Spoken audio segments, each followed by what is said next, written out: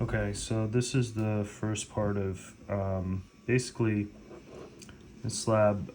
We use an instrumentation amplifier, and we use it to basically operate a thermistor.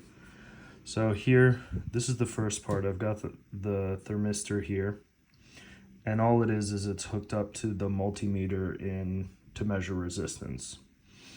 Now, this isn't exactly the room temperature I measured before. I recently took it out of the ice water, so it takes a while to get into perfect equilibrium with the room temperature. What I measured was 11.8 kiloohms. So, so I measured that. I dunked it in the ice cold water, let it sit there for a while, measured it, and I also put this because it's my own personal one. I put it under my tongue, but you can also just hold it in your hand for a while. So these are the resistance measurements that I got in kiloohms, room 11.8, ice water 27.87, and body 6.5. So what we use these to do is get, the whole goal of doing these is to get alpha. So alpha, this guy here, I call it the calibration constant because it tells you about your particular thermistor and how it changes with every degree of temperature. So you're given this thermistor equation, and you use these measured temperatures to find your alpha.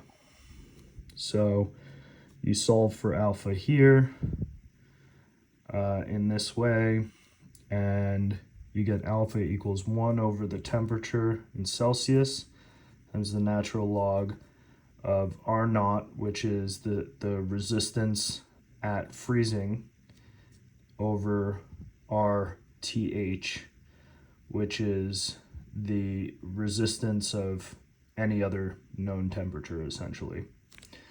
So the way you get alpha out of this is that you plug in values, known values. So you plug in body temp for RTH, you plug in ice water for this, and you'll get a certain value for alpha.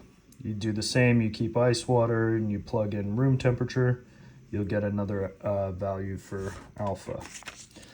So I actually did this with some, and so for room temperature, I got an alpha of 0.0391, and so for body temperature, I got an alpha of 0.0394, which is pretty good agreement. And we'll use those later in the experiment.